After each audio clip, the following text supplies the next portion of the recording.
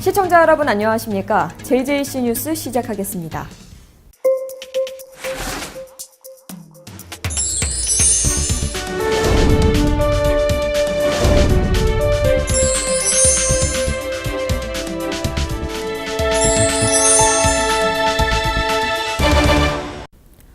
한 주간의 국회 소식입니다.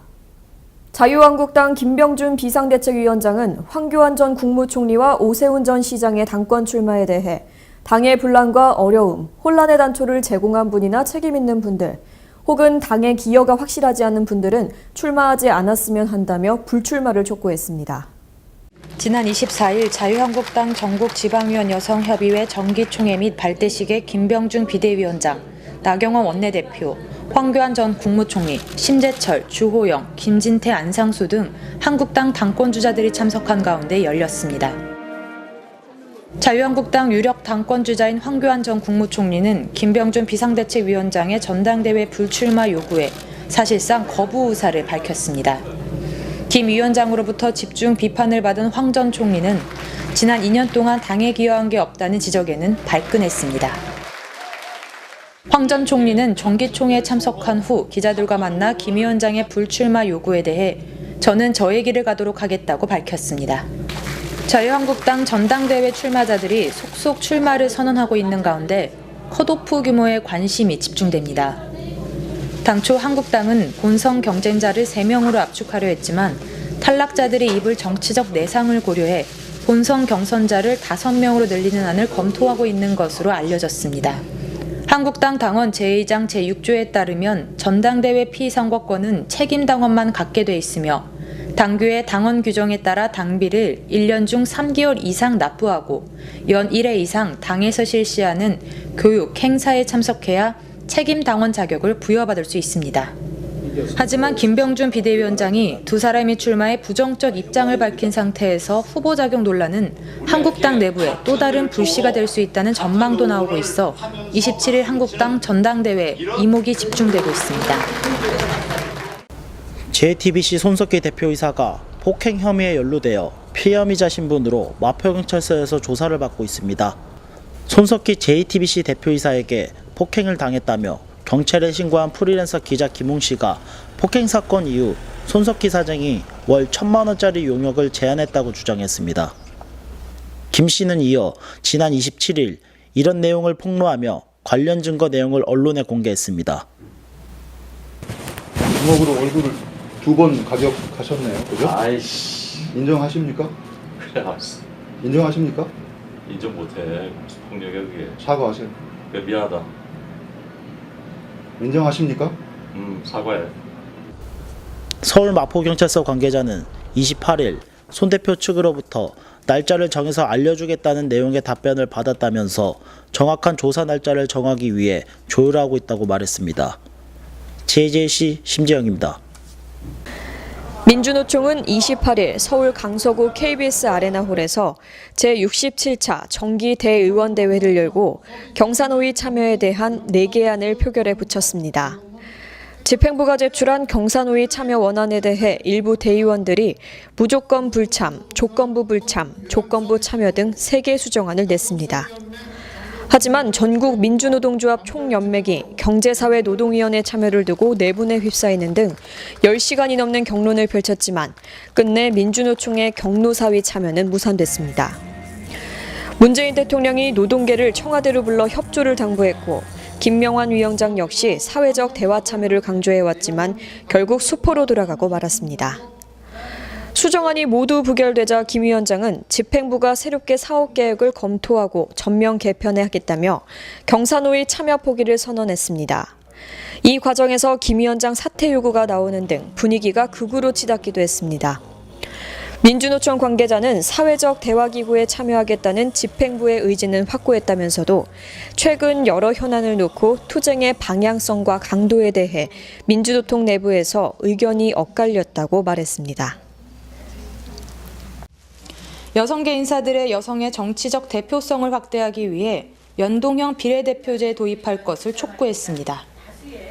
젠더정치연구소 여세연, 한국여성단체연합, 한국여성단체협의회 등 여성단체 대표들은 오늘 국회에서 바른미래당 김사마 의원과 함께 기자회견을 열고 여성계 인사 1,655명의 명의로 이같이 요구했습니다.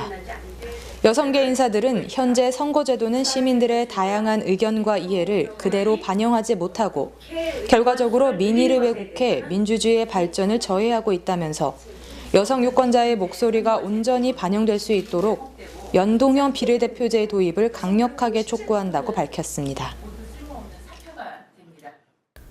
수도권 소식입니다. 강북구 지역 내 중학생 60여 명으로 구성된 제7기 청소년 희망원정대가 겨울방학을 맞아서 강원도 태백산 산행에 나섰습니다.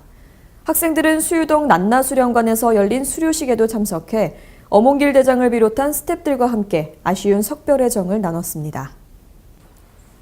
2박 3일간의 일정으로 열린 이번 캠프에는 강북구 지역 내 중학교 2학년 학생들을 비롯해 세계적인 산악인 어몽길 대장과 산악 지도자 등 80여 명이 참여해 제7기 희망원정대의 한 해 활동을 마무리했습니다. 캠프 첫날 희망원정대는 동해시 촛대바위와 환성구를 탐방했고 둘째 날은 석탕박물관을 견학한 뒤 태백산으로 자리를 옮겨 마지막 산행을 나섰습니다. 이 어몽길 대장의 도전 정신과 약속 정신을 길이 간직하면서 앞으로 세계 지도자가 되는 글로벌 리더가 되는 그런 자질을 1년 동안 배양했다 이렇게 생각하고 앞으로 그런 마음을 한껏 펼쳐서 자기 꿈을 실현시키는 그런 인생이 됐으면 하는 바람입니다. 캠프 마지막 날은 수유동에 위치한 난나수련관에서 수료식 행사를 진행했습니다. 강북구 지역 내 중학교 2학년 학생 60여 명으로 구성된 청소년 희망원정대는 다양한 프로그램을 통해 청소년기의 건강한 인성 개발에 기여해왔습니다. 그동안 힘들었지만 어몽길 회장님하고 같이 산에 갈 수 있어서 되게 좋았고요. 이제 열심히 한 거를 인정받은 것 같아서 되게 히말라야에 가는 게 되게 기뻐요. 지금까지 등산하면서 어몽길 대장님과 함께해서 가장 기뻤고요. 히말라야를 가게 됐는데 어몽길 대장님과 같이 등산하면서 좋은 추억을 남길 수 있도록 노력하겠습니다. 우리 강북 청소년 희망원정대 대원 모든 여러분들 이 태백산의 이 정기와 또 기상을 받고 느끼고 이 여기서 허영지기를 기르면서 여러분들이 학교생활도 열심히 하고 또 여러분들이 가정을 돌아오면 부모님께 효도하고 여러분들이 하고자 하는 공부 열심히 해서 여러분들이 꿈을 향해서 힘차게 거침없이 도전하기 바랍니다. 방송 영상과 뉴미디어 콘텐츠 분야의 스타트업을 돕는 경기 문화창조허브가 고향에 문을 열었습니다. 경기 문화창조허브에는 영상 제작을 위한 장비가 갖춰져 있고 관련 분야 창업을 하는 데 필요한 교육과정 등이 제공됩니다. 경기 북부 김태희 기자의 보도입니다. 고향 경기 문화창조허브에 입주한 이 업체는 VR 카메라로 여행 영상을 제작합니다. 지상파 여행 프로그램을 만들었던 PD를 중심으로 창업했습니다. 고향 경기 문화창조허브에 입주한 또 다른 기업, 코딩을 배울 수 있는 DIY 키트를 제작합니다.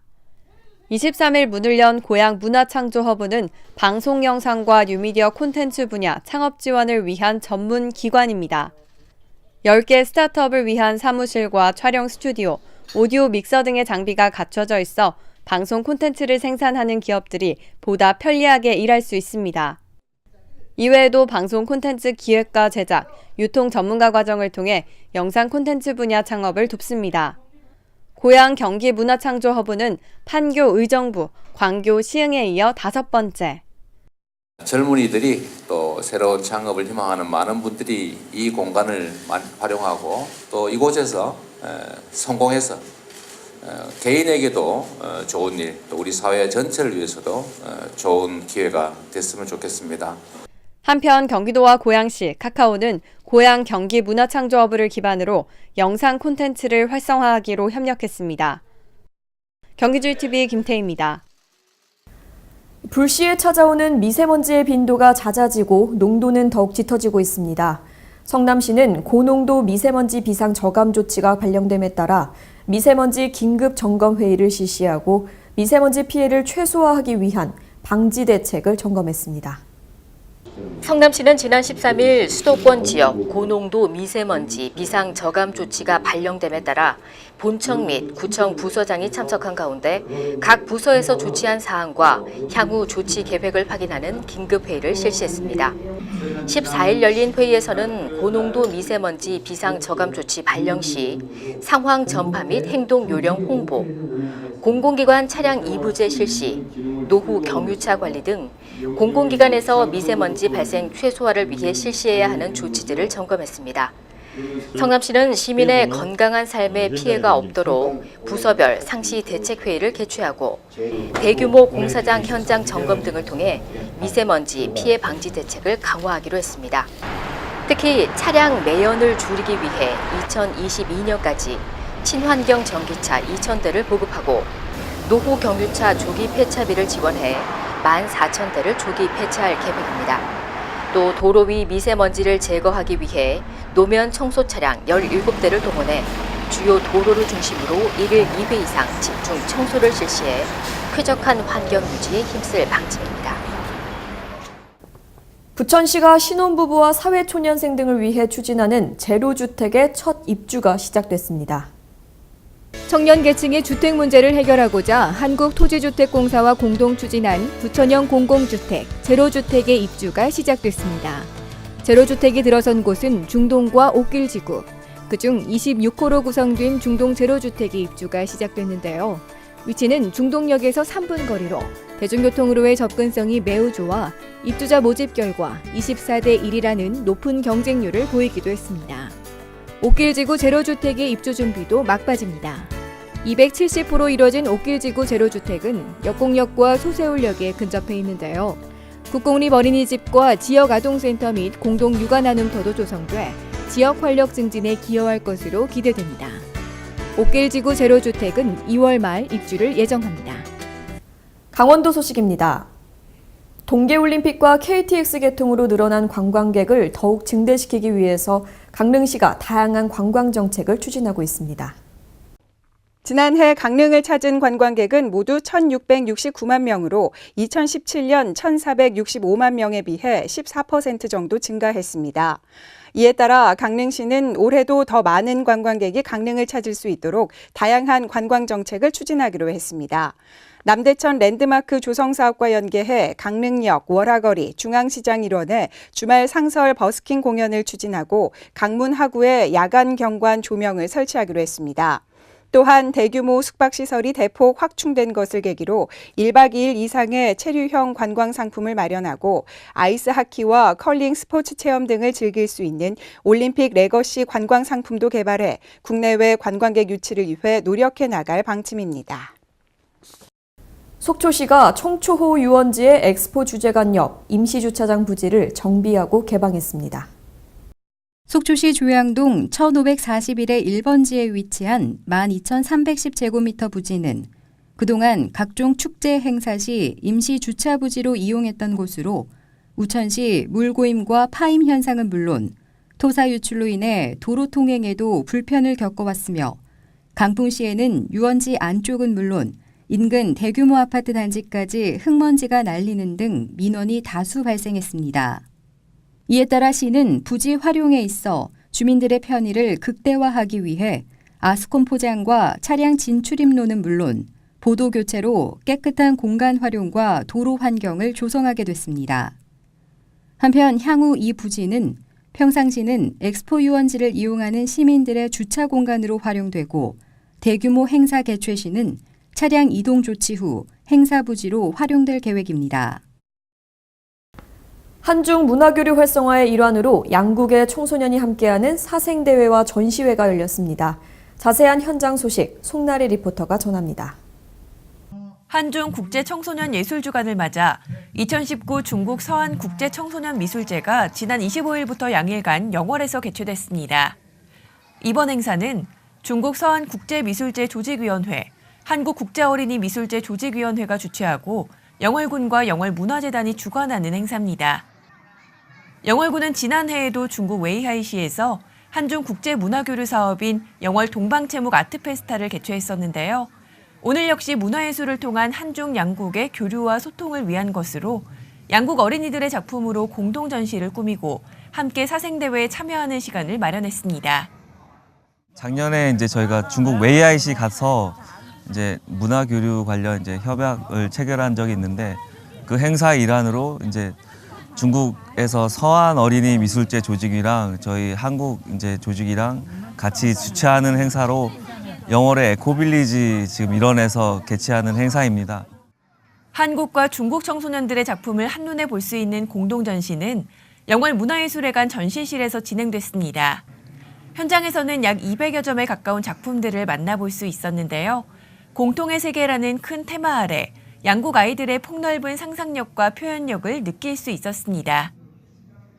중국에서 가지고 온 어린이 작품 한 100여 점하고 서울 어린이 작품 30여 점, 그리고 영월 어린이 작품 50점 그렇게 전시되고 있습니다.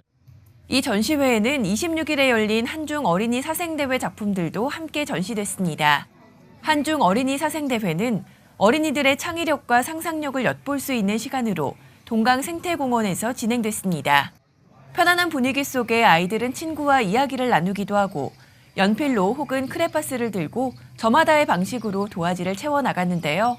다채로운 소재와 표현 방법으로 자신만의 그림을 선보였습니다. 특히 중국 어린이들은 동강생태정보센터 전시관을 비롯해 곳곳을 호기심을 갖고 둘러보기도 했습니다.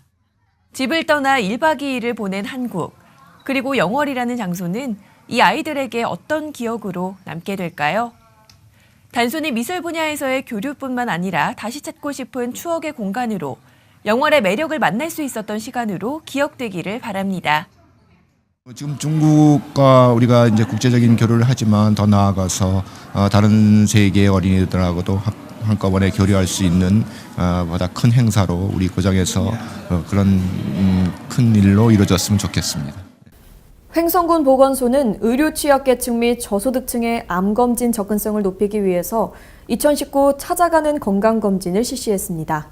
자세한 내용을 김다은 리포터가 취재했습니다.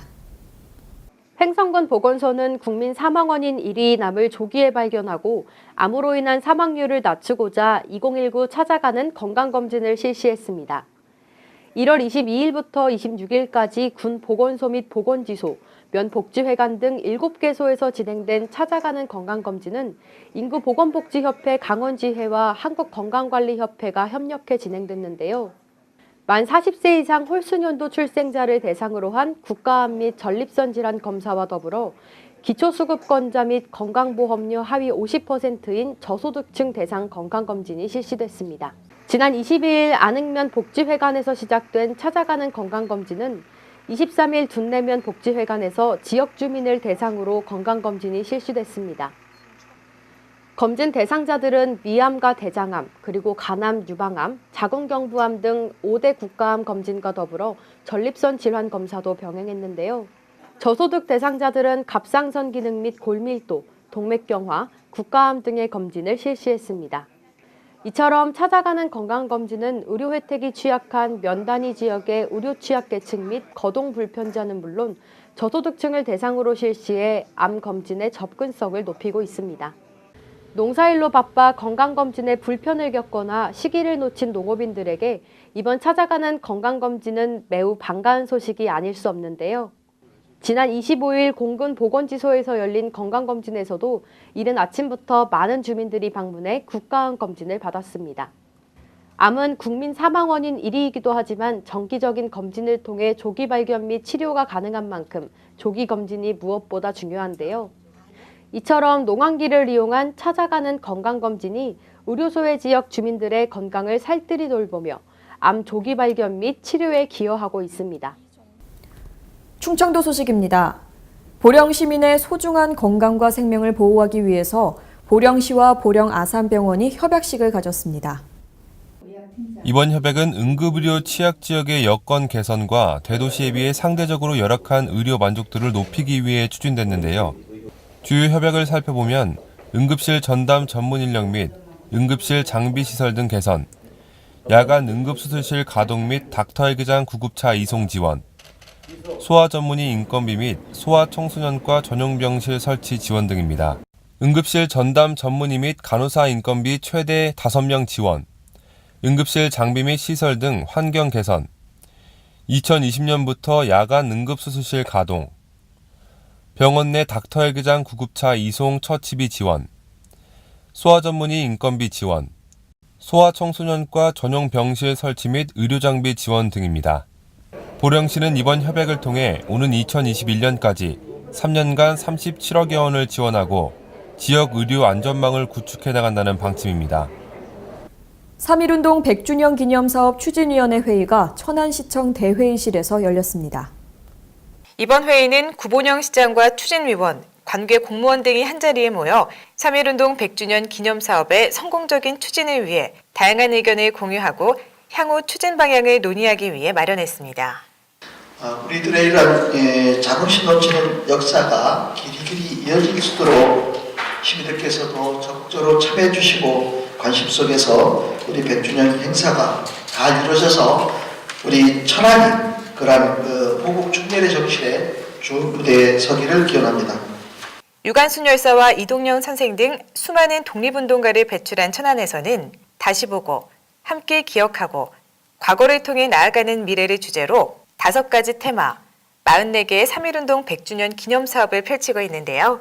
시는 3.1운동 및 대한민국 임시정부 수립 100주년 기념사업이 시민과 함께 역사를 기억하고 미래로 나아가는 축제가 될 수 있도록 다각도의 노력을 기울일 계획입니다.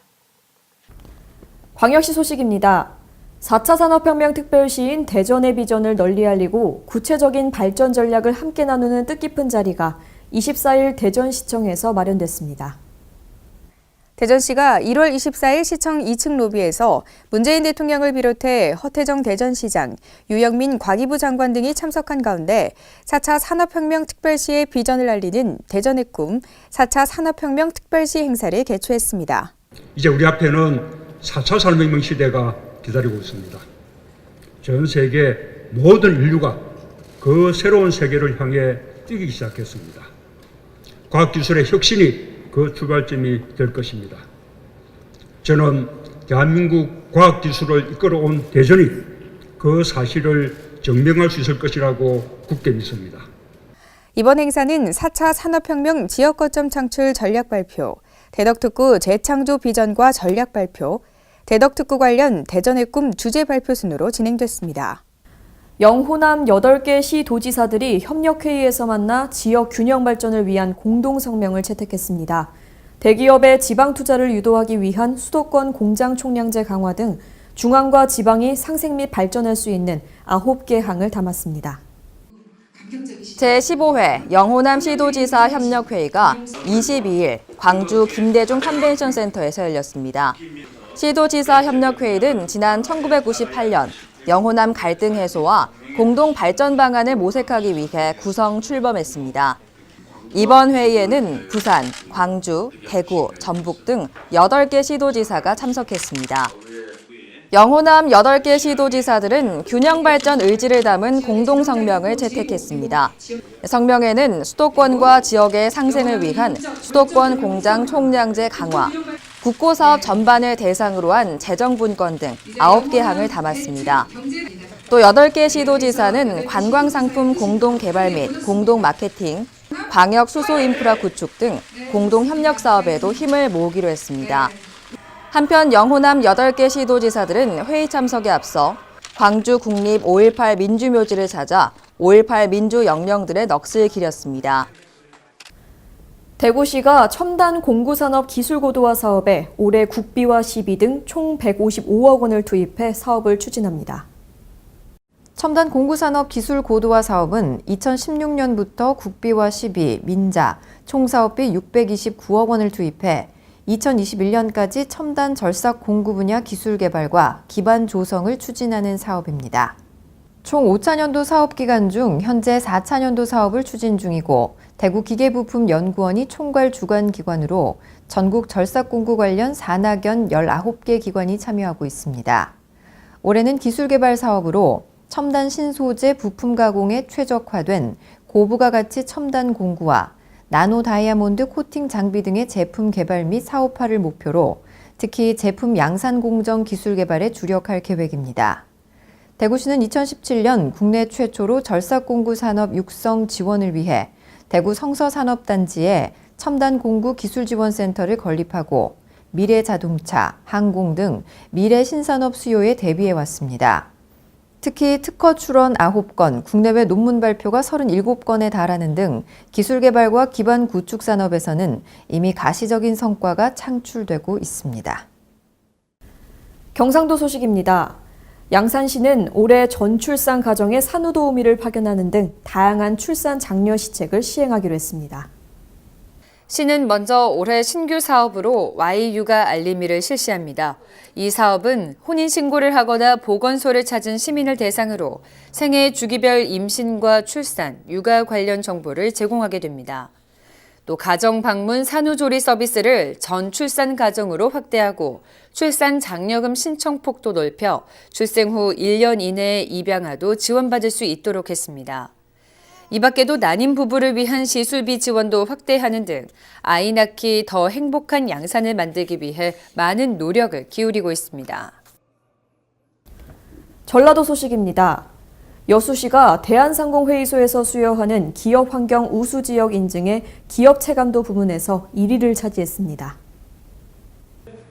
대한상공회의소는 2018년 기업환경 우수지역 인증 수요식을 개최하고 인증서와 인증현판을 전달했습니다. 이날 박용만 대한상공회의소 회장은 인사말을 통해 여수시가 보다 나은 기업환경 조성을 위해 조례와 규칙을 정비하고 행정 서비스 개선에 힘써준 것에 감사를 표했습니다.